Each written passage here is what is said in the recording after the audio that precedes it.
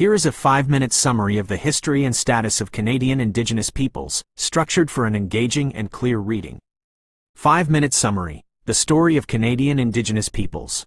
1. Historical background. The Three Powers. The history of Indigenous peoples in Canada is defined by the shifting rule of France, Great Britain, and eventually the independent Canadian government. While the Spanish crushed and the British scorned the native populations, the French are often noted for a more embracing approach, primarily due to the symbiotic nature of the fur trade. After the French and Indian Wars ended in 1763, Britain took control of former French territories. This transition was rocky. The British took a high-handed approach, leading to uprisings as Indigenous groups felt their survival was threatened. However, because much of Canada's land was unsuitable for large-scale farming, the Indigenous peoples there were spared some of the manifest destiny violence seen in the United States. 2. Defining the First Nations. Today, Indigenous peoples in Canada prefer the term First Nations. As of 2011, there are approximately 1.4 million Indigenous people in Canada, making up about 4.3% of the population.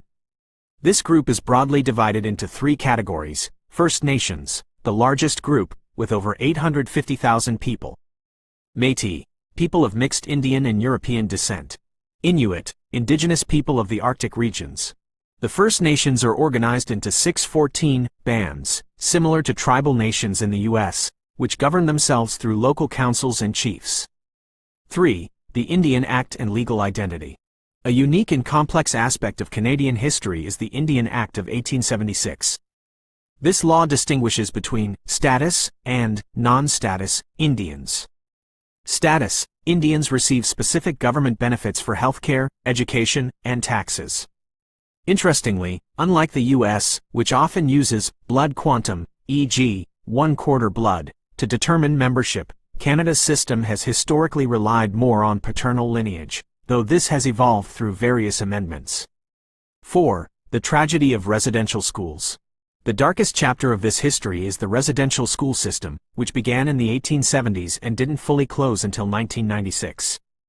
These were forced assimilation boarding schools where children were stripped of their languages, cultures, and families.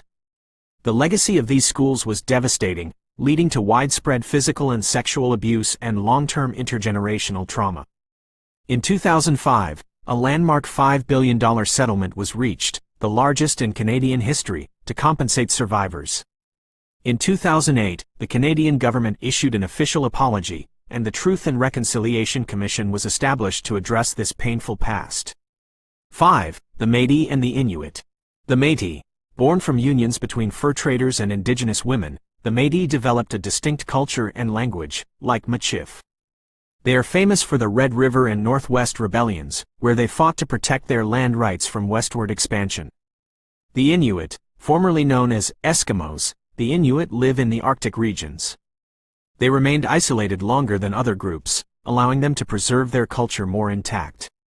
In 1999, they achieved a major milestone in self-governance with the creation of the Nunavut Territory, a vast region governed by the Inuit. Conclusion. Today, the story of Canada's Indigenous peoples is one of resilience and reclamation. From the legal battles for status, recognition to the establishment of self-governing territories like Nunavut, the First Nations, Métis, and Inuit continue to fight for their traditions while navigating the complexities of modern Canadian society.